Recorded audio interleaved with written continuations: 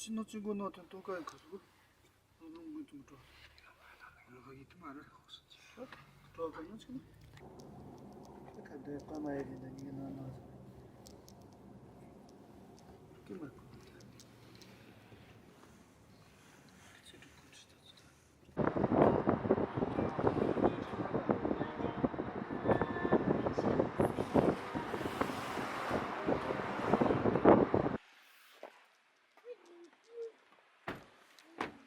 来。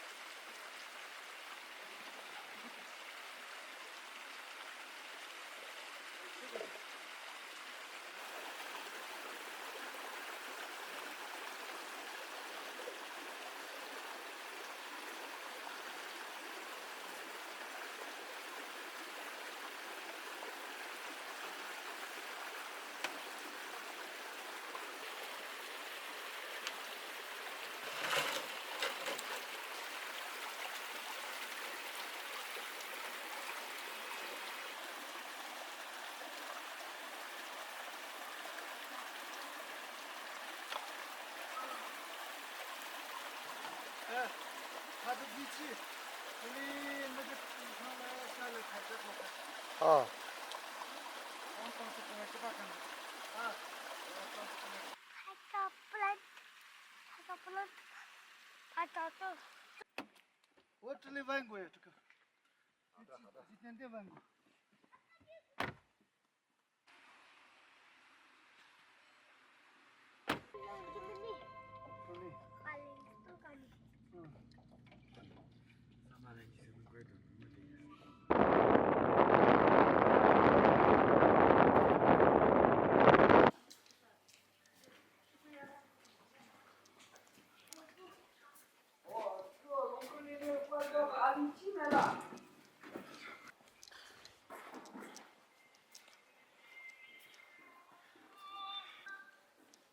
喂，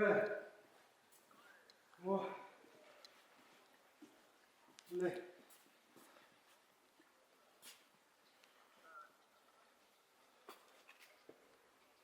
嗯。咦。就是有一个15岁的走丢了呗？怎么走丢了17号晚上走了。17号晚上走了。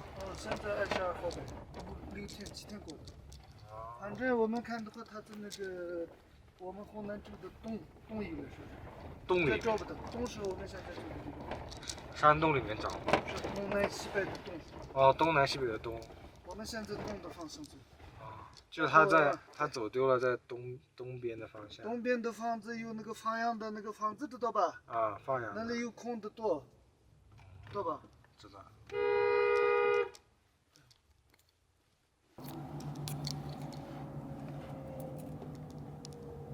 那个孩子从这个地方出来，然后从这个地方他们家里了嘛，房子住的，这个道里面。然后他直接就这里买个东西，晚上9点多嘛。然后他那边去搭个这个地，去到那个东边下车，然后再找不到，今天也找不到，再是哪里走了也不知道呗。报警了吗？报警了吧？反正都找的，再找不到呀。他手机没有拿，什么都没有拿，身份证也没有拿，15岁的。在我们一路，找那个，你们找那个环境呗，然后房子找呗。那里下车了呗，啊，就从这个下去找不到了。再找不到呗。从这里过去，再没进去，再晚上9点他这里过去，那还能有谁？那个送的你过来的，他这里从这个地方再消失了，在5天了。现在他们家里100多人，这个山上都找了。第2天、第3天找了呀。在我们现在一路照相，一路有那个房子呀那些都好照片呗。你拍照啊，到时候他们发过去。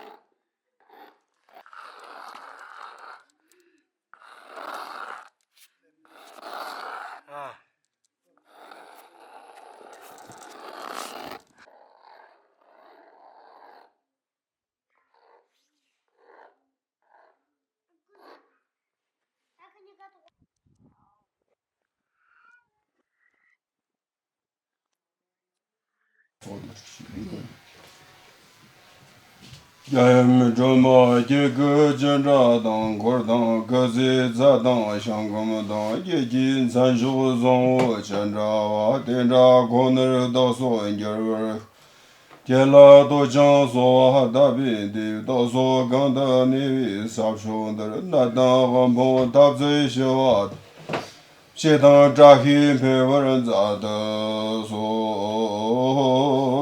Josang Jadang Yabar Jizan Ma Bogwan Zambala Dang Norjima Nama Tiser Tabda Gyala So Penso Shayang Gaki Gwanda Shon Sang Kyamji Nyarda La Sokir Tang Shokolai Sonu Hwanjurayang Gao Jogo Sina Renchen So Osholai Hwanjur Yang Guji Koli Gervi Gao La Sokir Varge Moya Sirnge Tarso Yang Tismur Gomdan Chatsu Zombai Jampen Gizan Zombi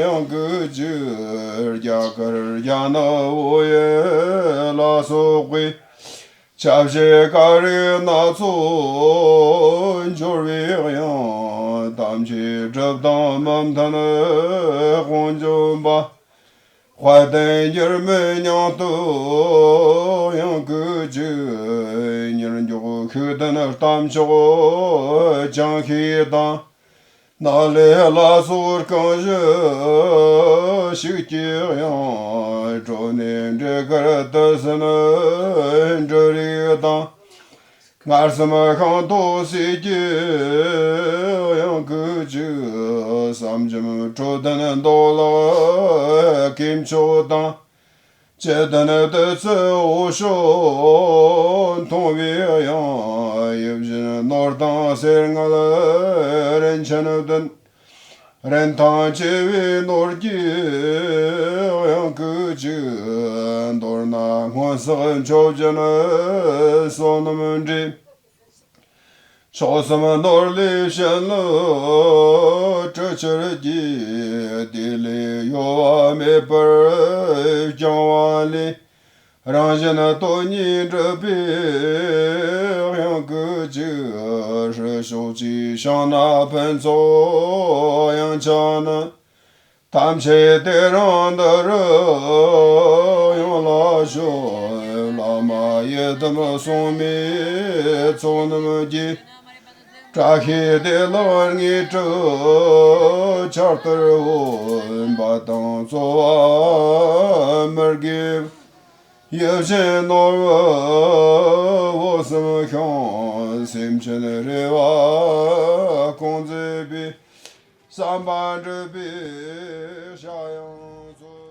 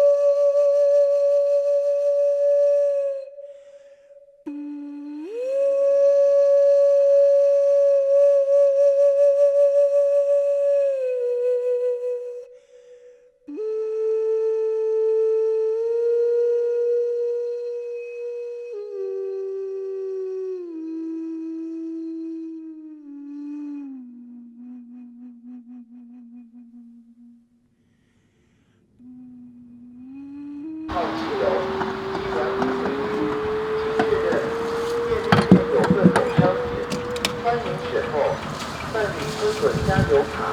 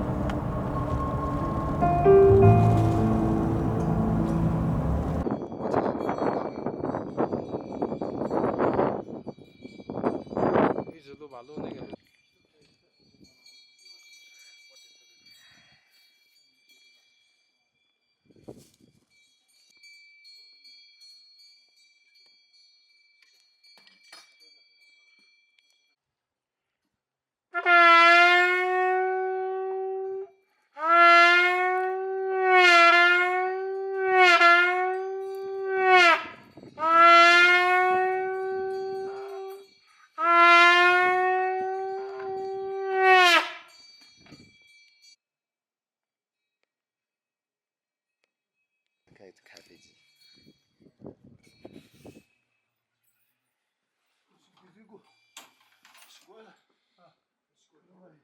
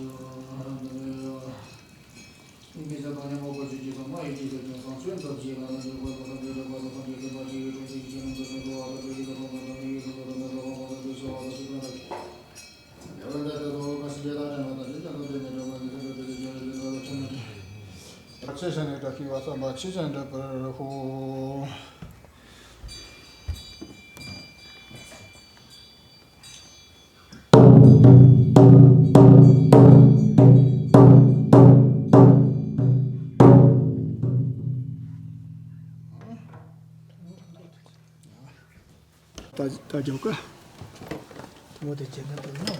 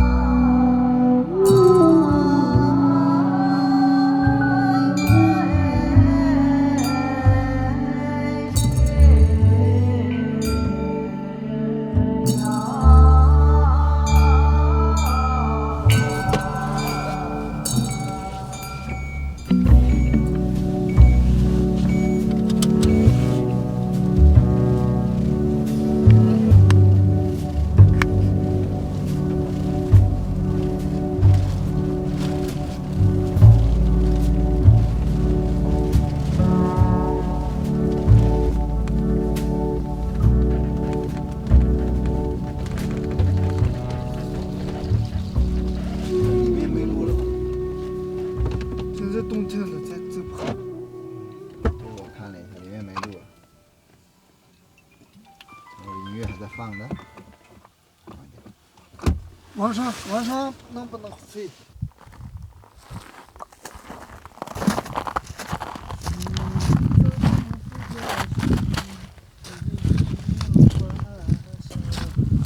这水清的好吗？哎，那个清水，看，那个里面出来这个。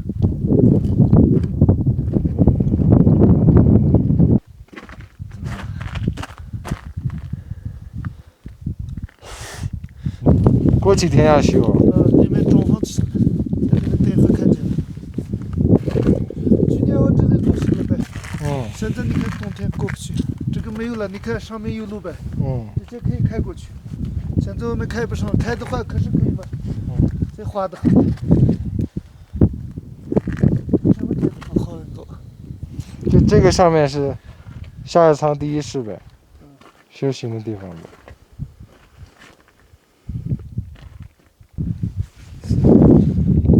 58年以前有房子吗？房子那个时候这还不知道。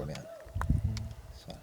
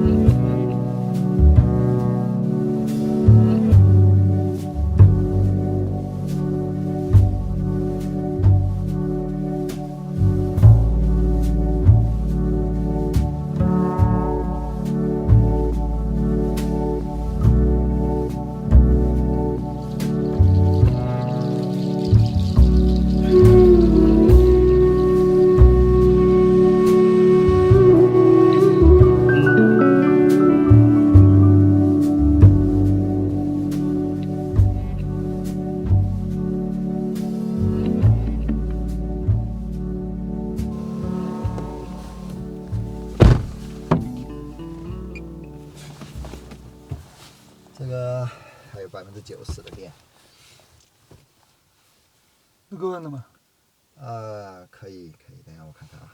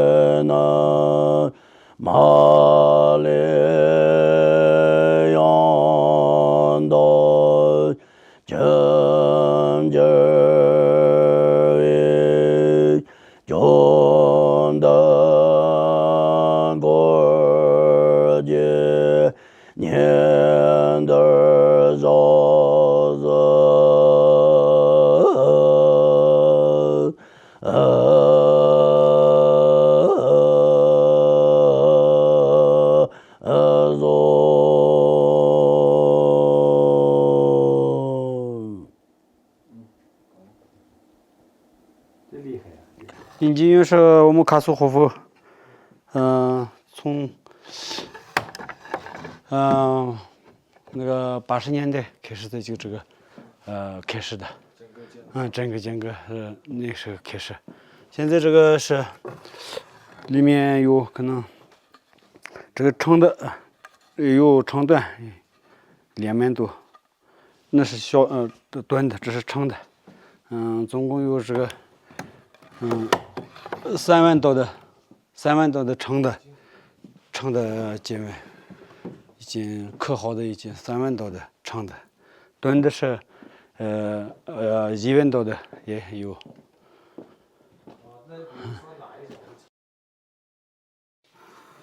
30多年了。这些从这个从这里开始，第一，从第一开始，这就，下一层的，各种各样的，这些都，以前的话，这些都收了刻的话，这个一个2天刻都有了。2天刻出来。 2天，最快的话2天刻出来啊，慢的话3天。刚开始的时候，这个以前的话，我们都是没有电脑呀那些，写字啊，写完了以后，纸上写完了以后，这个大小呀、长短呀都合适的和粘一个这样的一个木头上面，粘了以后再去刻，就这样刻的像写上去对，就这样的。已经刻好了以后，画嘛刻的字那不一样，特别技术高，要不然这些画，然后刻，画的这些刻的人很少，这个特别那个什么，很难对，这个刻的人特别难，对，这个刻的字基本上刻的人多嘛，但是这个画的话，这些会这么高技艺的少，很少，这些都特别难，你看。这是写那个经文的过程。对，过程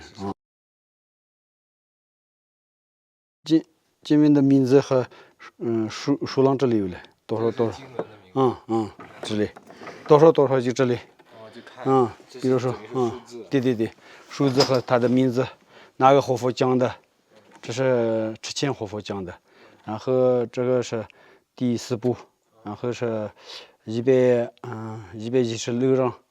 就196、192、62、163这样的，它这个上面一个看就能看出来，这个边看的话，然后机器了好好的。以前的话，我们是这些都手工了，那个呗。手工了。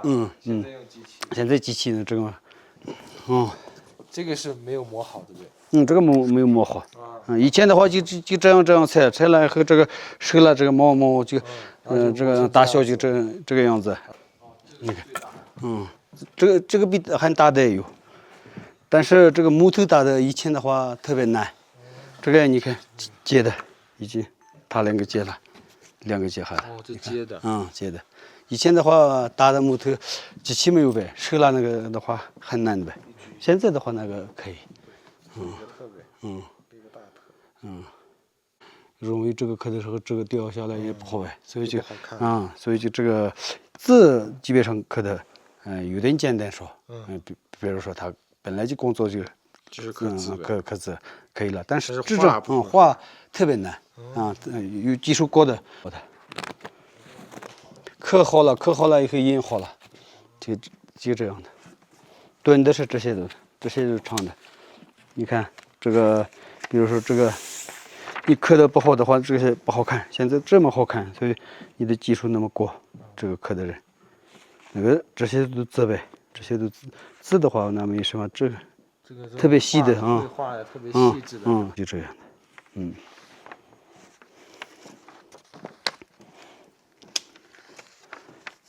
刚才的那样小的是这个，刚才你拿的那个边上是这个呗。刚才你拿的那是大的呗，小的也这样的。刚才那个木头上的那个小的，然后这个佛像，这个，这是佛像。佛像，这2个是佛像，佛像刻的，你看，这是宗喀巴。这是这是 K 周记。这是2002年刻的，这几天一直刻着。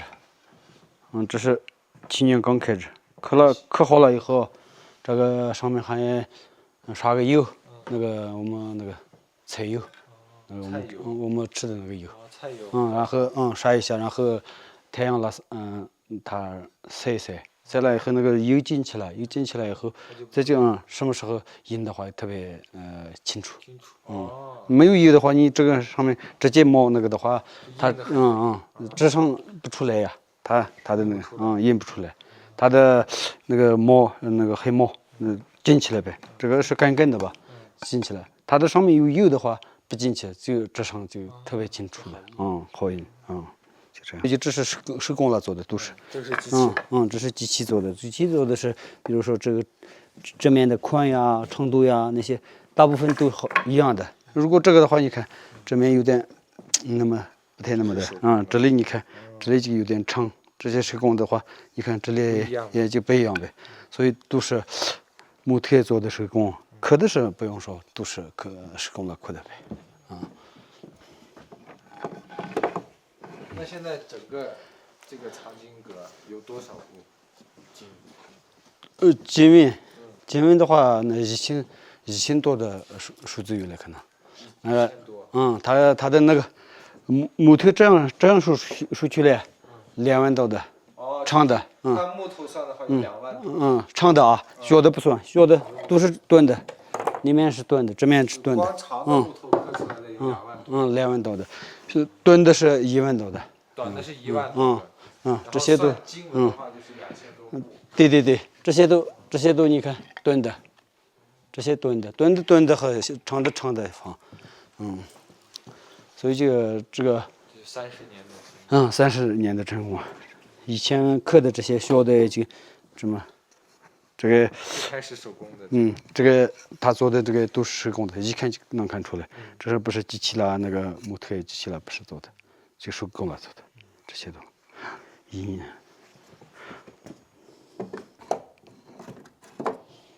就这样的。那今年还就是你知道的大概还要印多少？印的话，他们印的人啊，他们刻的，我们这里刻的还是都是多嘛，但是最近刻的人少。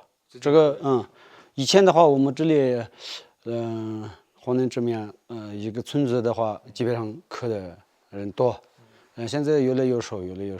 在现在从这面年头乡这个底下有几个村，那个里面刻的人很少，现在不刻了啊。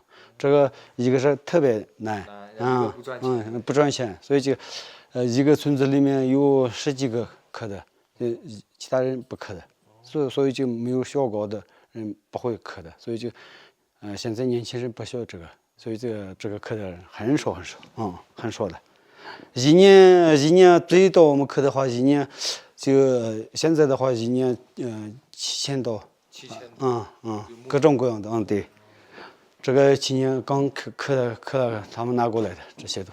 这是今天刚。前几天他们拿过来的，这个还没做好，你看这个边上还抹的有了，边上不一样呗。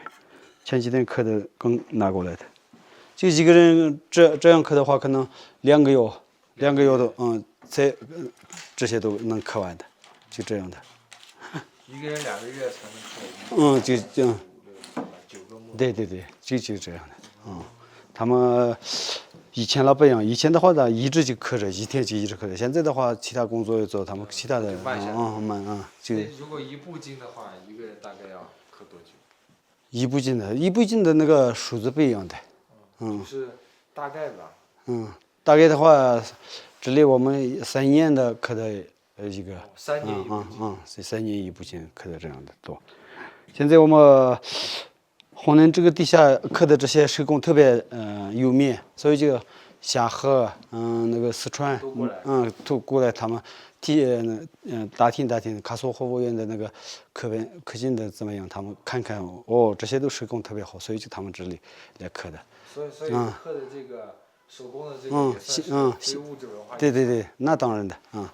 他们先比如说四川那边来的话，他们先看我们活佛院的那个这些看一下他们刻的怎么样，他们的手工怎么样，然后刻的特别好，所以就他们再就找这块的那些人找，就这样刻的。就找这边的人。对对，对对对，找这边人过来他们那边刻，有人他们是那个金属拿过来，他们手里放，他们比如说你是这些刻的人呗，就你刻就这样不说，你以前刻的在哪里？我看一下，你以前刻的卡索活佛院的这个经堂里面，然后他们来看，带你来，你的刻的那些看，哦，那你可以刻，你的手工特别厉害，所以就这样刻的。现在，很多人。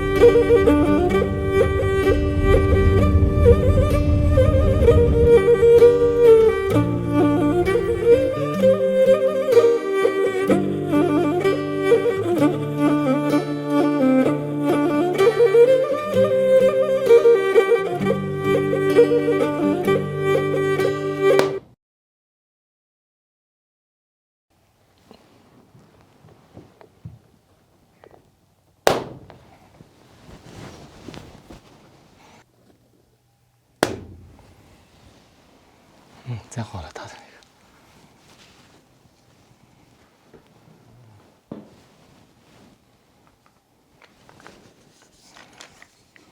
那个，这个坦克上画一个8个药师符，8个药师符。第一次他讲经，中间的佛上，把药师符的位置。这是中间药师佛的形状。这个佛像画的话，必须要它比例呢，随便不能画啊。这个是它的比例。对。这个书很厉害，以前的，这个不是现在的，这个画的这个书，这个比例是已经300多年了。300多年。这个书英国印出来的，50、80年时候，藏区的很多画家他请过来，一个书这个比例的话，必须要一个确定的了，不确定的话，现在的人画随便的啊。西藏那个天葬有呗，天葬知道吧？天葬里面进去，专门人的肚子打开，里面看一下，这画家去那边画，确定。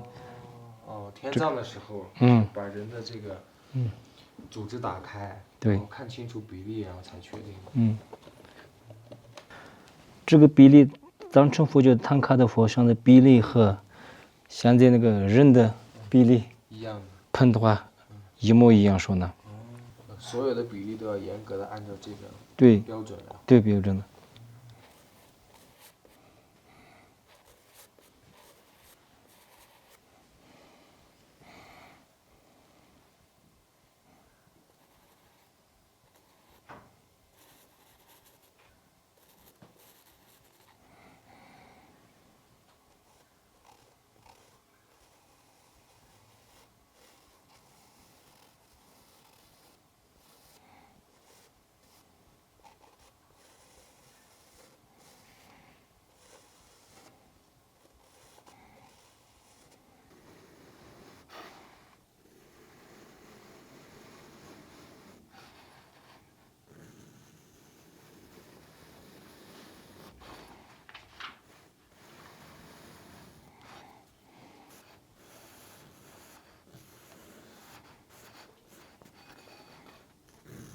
主要是这个画家的心，不要着急，安静的时候再他画的话还是好一些。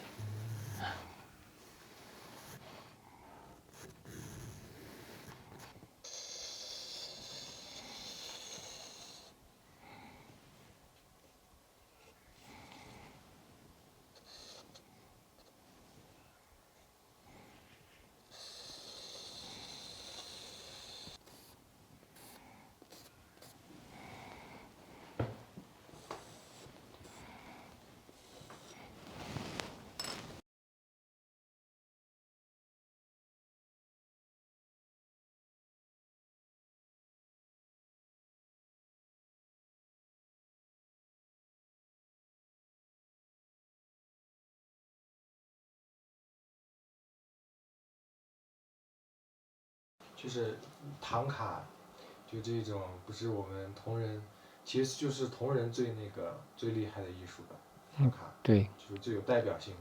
对。那你是什么时候开始学唐卡？我从小7、8岁的时候还要学呢，开始。7、8岁开始。一直到现在。对。但是你更喜欢哪个？就是你自己来说。还是画画的喜欢的。还是唐卡喜欢。那你是什么时候开始画？就是自己第一幅唐卡。自己第一幅唐卡，20几岁。22嘛，21。21、22左右。然后画了第一幅唐卡。第一幅唐卡是画的哪个？特别简单。还得画了一个释迦佛呢。释迦佛。就是画的素描吗？还是全完整的？完整的。完整的。那个时候就是什么感觉？画完第一幅的时候。那时候还是画的时候还是自己想，哎，这个我画的还是不错，想的还是画的可以说。这10几年还是看起来画的特别差。那后面就是慢慢在画唐卡的时候，是不是就是自己技术慢慢成熟了？对，技术慢慢成熟。然后也开始就是自己带弟子。对。那到现在的时候，就是目前为止有多少个跟你学的阿克或者是苏家的弟子？30多，30几个人。就是有出家人，然后也有对那个苏家人。我们的父爷卡索父爷，我的堂哥都是卡索父爷，他那个怎么说？画完了以后他还是看呢，画的可以不可以？就他要看，他觉得你这个好还是不好？这个是工地去看唐卡的，还是合适不合适的？最厉害的是卡索霍夫呢？还是我画的技术呀？还是里面的怎么说？历史呀都是培养的，还是卡索霍夫呢？霍夫还是培养我呢？就是卡索霍夫会给你说那个唐卡的历史。对，历史呀，还是画的技术呀，还是唐卡里面的很多意思是还是和教有关系呗，不是语言画的呗，还是画拿着其他的很多地方的画家唐卡画完了以后拿来卡索霍夫里面开光拿来的时候，回忆感觉还是不好，很多还是不合适，里面错误的很多呢。在回忆每个唐卡我都画完了以后拿去回忆看一看，这个不对那个不对，再慢慢我也改了。很多画家还是他的唐卡你们看不懂的，看是特别细，回忆跟前他们拿不懂的。那个毛病就出来了。就他的可能有些画家的心不是很。画的时候不是很安静，或者他比较浮躁，他画那些缺点就佛爷一眼就看出来。对，佛爷他现在90岁呗，他以前的画的唐卡还是以前传统传过来的是怎么样的？每天说他不能改这个现代的画的那个技术里面，唐卡藏成的那个唐卡里面不能那个现在的那个什么画的这个还是变了呀。以前的传统的画的技术呀，现在的西方的那种的画的，就是说，以前传统的藏式的纯正的那种，画唐卡的技术，跟这个西方的，比如说肖像画，对，慢慢它就结合了，变了，对，就现在很多人可能是喜欢呀那个西方的那种，肖像画的感觉，那你觉得，就是你个人觉得，你画了这么多的唐卡，然后你学了这么多年的技术，你觉得是我们藏式的传统的这种画唐卡的方式好，还是说西方的这种肖像画的风格好，或者说两个要结合？还是藏传的那个，还是藏传？那个很厉害呢。以前我也从小的时候还是西方的那个还是好一些看，他一个画那个莲花，一看就一模一样，这个还是好看一些，像画什么的。慢慢就这个现在西方的那个画的那个没意思呢。那你觉得藏式的这种传统的画法跟西方传过来的这种方法最根本的不同是什么？差不多西方的那个，他们都是画的还是怎么说的？随便一个还有人呀，还是环境呀、山呀、水呀那种的，对不对？画西方的那个方法的话，可能是比如说我练一天，今天不好，然后我明天我可能练个1个月，练1年，他可能就可以就是特别好了，就是跟我画一个人可以跟这个人一模一样，我画山可以跟山一模一样。那但是藏式的这个，就是说它不光是要，就是我的技艺要好，就我的心也要达到一个什么样的境界，就才能画出来，就是像卡索活佛觉得好的一个唐卡。这样的话，它跟西方的不同就是说，西方可能更多的是技术上的东西。对，都是技术上。咱们说一个人也可以，山也可以，一画就他的画的技术怎么样呢？技术好的话，他是画的还是得好一点。这个藏传佛教的不是这种的内容了，你还是文殊菩萨画的时候，文殊菩萨的还是手里面抓的是那个剑宝呗，知道呗？里面还是他的意思是智慧的意思呢。对，智慧。藏式的话就是比较从心出发的，从这里走呗，就这里的一些细节的东西，它可能是西方的东西是没有的。然后你学了这么多年唐卡，你画了这么多唐卡，你到了最后就是觉得还是藏式的这个最能体现一个人的深度的，就我的技术到底怎么样，其实还是要传统的东西去发现真的你的技艺是在这个层面。如果西方的话，可能考验不到你心的这个东西，是这个意思。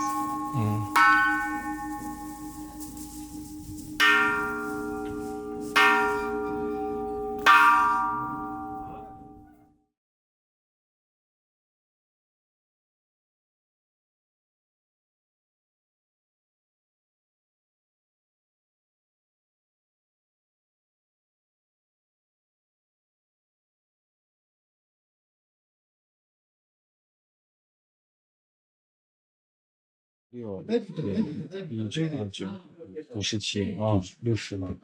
我是个55对，15就可以15才可以去学习去。然后是学习的目的上可能学习的这个什么，对，58年的时候不是马上的很多这个规划班书的这个很多这个已经直接就那个什么，过去那个什么已经不存在了。石板这为什么这个是改革你就改革开放以后，那个就开始从80年不是开放了，从这个开放了，那个就80年到87年这个中间，石板这一直做这个当时的这个怎么样的去新恢复的，就这个方面去一直去工作呗，各个地方去去了。各个地方包括青海、四川、云南、拉萨这些各个地方去各个省份，尤其跟过去，他们回来以后，他总结了一下一点，弄几个这个首先这个一次有个我的这个学习的目的是什么？并不是你学习文学方面，不用你去光样。过去的是什么？已经就丢失的东西，对，怎么样都是要找回来的。这个才去成立这个国际佛学院。一个大的是50岁，55岁，55岁是50岁，那个超过50岁的已经就是年纪上来了，这已经50岁就已经50岁上面的就。特别是那个几个朋友都可以去学习呗，这样的几个这样的各个都有程度，每个公司那里都的这个就是什么这一句佛也在这。当时就没有欢喜的这活佛几个，其他的活佛不在了，有龙活佛在这，其他随堂活佛人家都属于是天然的，他是龙寺的活佛，但是他的主要的僧是甘南的，他在他的这个不虔诚的，跟这个同仁这边是其他的年龄超过了，不信的，信一个他就感觉这个是本来他就知道这个所有的这个年龄的，人家就知道多少，他这个名里面最后就所有的名就没一百，他就问的白了，所以年龄就超过了，但一个超过了以后就那就特殊的就给佛爷就特殊对待了，那年的头发你就可以了。那个就去了一个在北京去，第一年就这样到那边学习去了，到那边学习一个学习的刚才我们学习的目的就是刚才的就是那个从80年到86年的这个中间总结了一下，为了这个才就成立了这个学校国际学院。那个里面讲的课就是是努力保护这个什么国家，怎么样的去控制呀，怎么样的去这个宗教的这个，比如说这个就等于也算是政府组织。对，就这样子给他成了，跟到那边去学习了。回来以后再开始就回来，估计回来就88年回来的呗，就99年左右，90年，像89年的时候，他回来以后再开始，就任给了这个同仁这个当时同仁县的人大副主任，政治的，就是在副主任到78年了吧，反正就在97的时候，在他升职了，升到这青海市不是河南州人大副主任，河南州人大副主任的时候可以代表青海省人大代表，这个一直待了将近这个职位。长了现在7、8年了吧，这个就退休了。现在他没什么，政治上没什么职务。那个时候就是当同仁县副人大也好，人大副主任也好，还是那个州上的副主任也好，那所谓的主要工作主要工作是民族团结，就是草原纠纷的这个问题解决。草原不是那个两个村的不是为了这个打架呗，这个纠纷方面他就。调解，当时是个政府去调解不来，根本就调解不来当时只能是什么出面和佛们他们去组织了以后，才能这个事情去平像过去比如说那个你看甘肃和这个青海交界也就打架了，那这就和佛是个青海的代表，那个工藤和佛，他们是那甘肃的代表，他们就代表这两个组织去调解好了一个他就一直就他这工作这个工作，那个两个村子打架也好，或者是2个人打架，都不是大河的那种争。他就这个现在不跟那个时候政府就不一样，跟现在不一样。那个时候比较开放了，比如现在那个什么这个法律方面管的不是特别多。你看这就政府调解不了。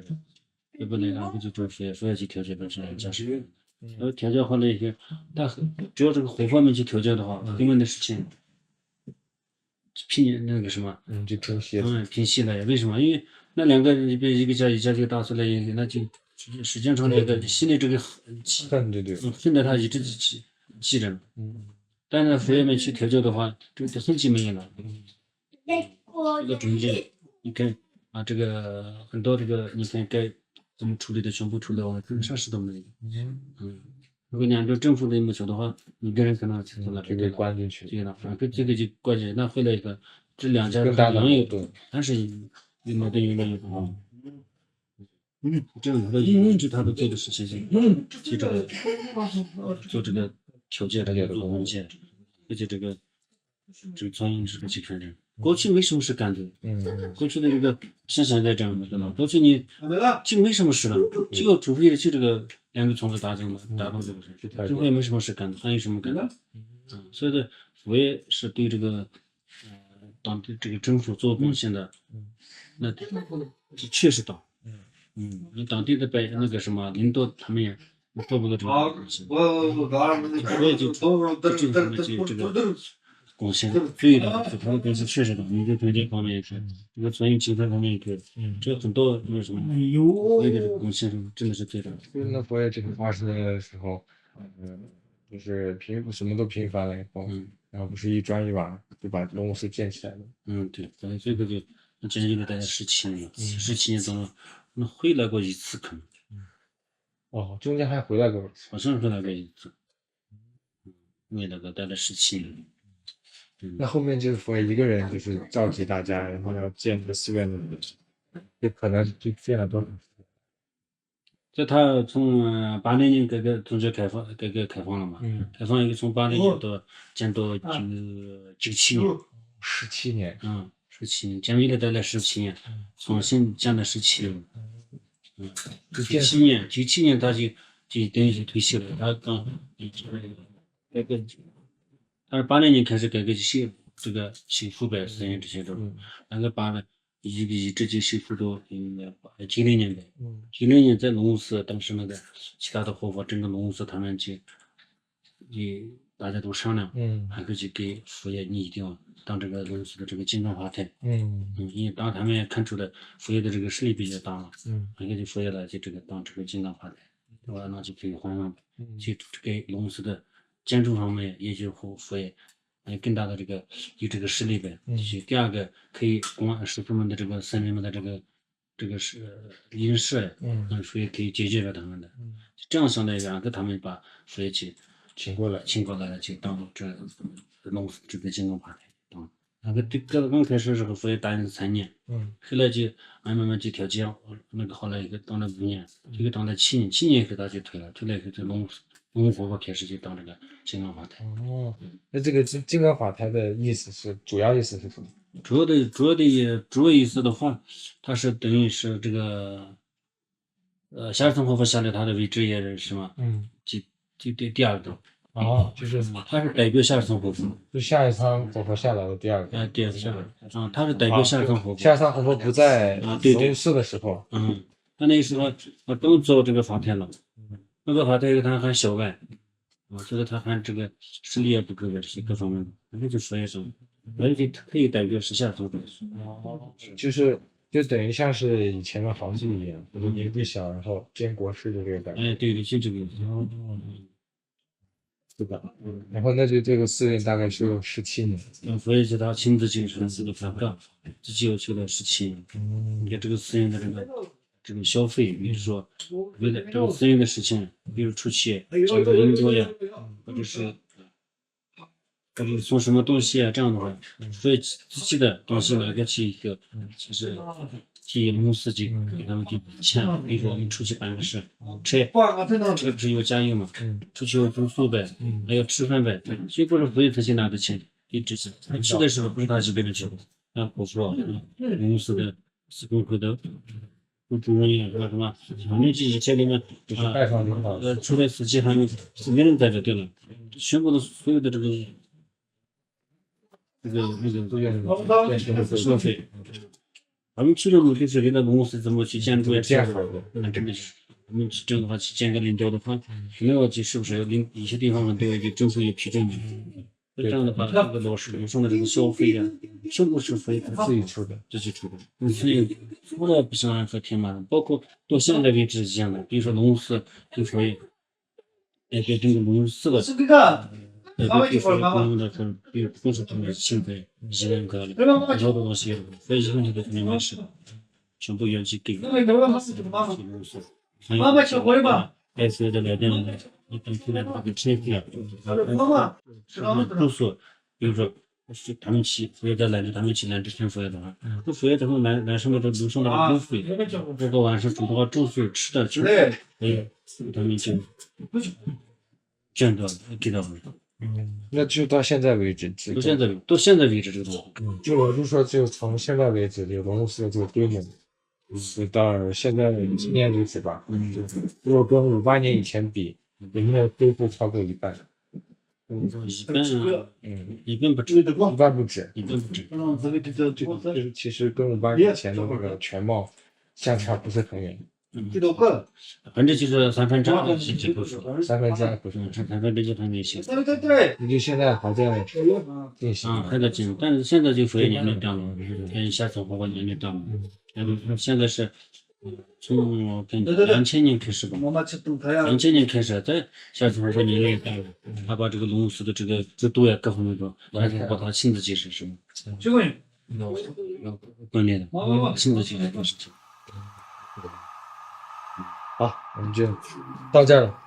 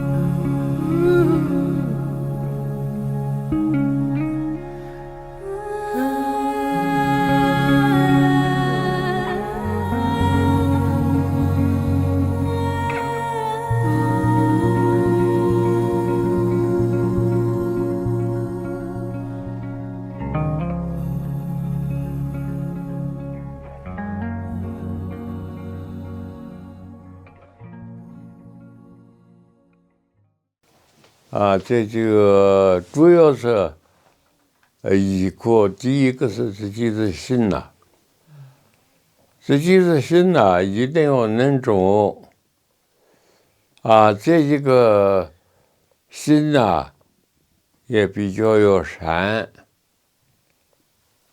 这样子的话日后还是因为做了为人民的话也可以那各方面呢也合作，但心狠的话那不是这样子那这个人和人当中那一定要比较所以心善一点这就好好做好事这就为了人民为了大家，为群众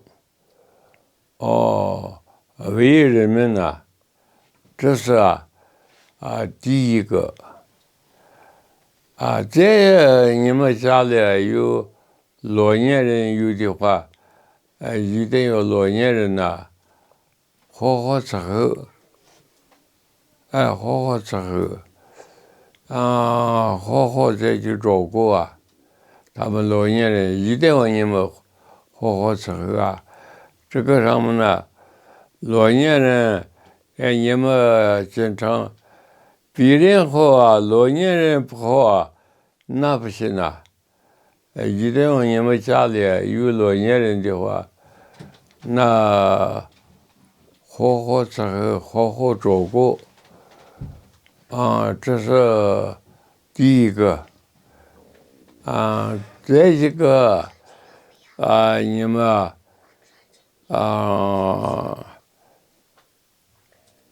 这就能做的话南无格鲁贝南无布达呀南无达玛呀南无僧伽呀南无格鲁布达达玛僧伽呀大家他我们嘎的巴兰嘎的巴拉僧嘎的摩的说我们말을 제몸说这几个这就活你们念一念，那你能力也一个能力，你说就是那多呀？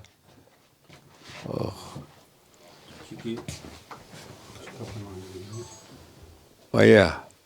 不是佛爷在这里面刚才说的那个四皈依，大家都这个佛爷的实习生拍一下，你们拍一下让自己都要注意。那个是新的嘞。他们那个在黑街上每年在黑街嘛。哦。对，嚯。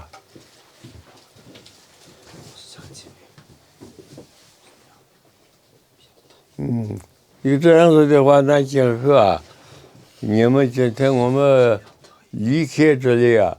我已经让你们好好驾车，好好驾车。我也心里啊，也这个想一想，经常要想一想。这你们3个的人呐，也3个弟兄一样的，好好团结也经常啊。你们也比我吵，也比我闹，经常也这个好好团结这你们不能喝酒你们不能喝酒，不能喝醉这不能打赌博，那不能偷东西怎么有可能了也没有钱了，那偷了东西，根本不行的。那这是不能忘记就这样子的话，我也经常你们好好驾车也好的阿弥陀佛。哎呦，你这说那挂真我们这个啥子个有个地儿那我们都个。那俺不吃个。俺不吃。俺不吃，那得到能力到干的，到这个龙我们你的心呀。你喝着呢？哎呦。小伙子，把那个给我去。不，那个在这。对。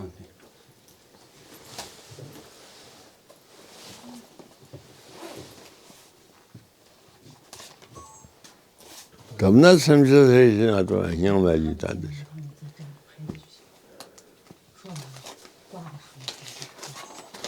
呀。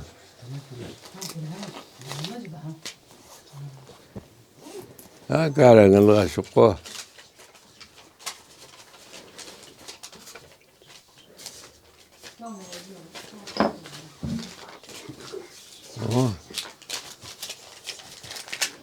大气。来，不要睡。你们路上吃一吃，用一用。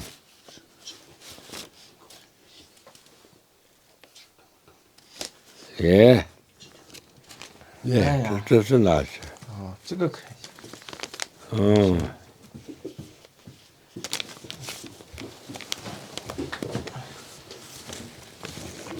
来。阿弥陀佛，好嘞，来，这是你们的好了那你们今后你们3个人也3个弟兄一样的，好好团结。对，我也好好驾车呀，那你们一路平安。这你们到家了，一定要来个电话，俺那来个电话。对，那行了。行了。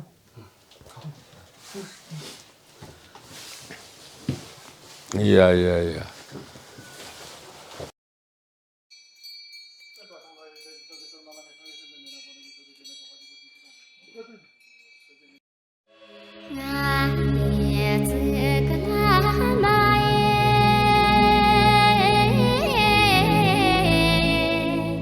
Rudra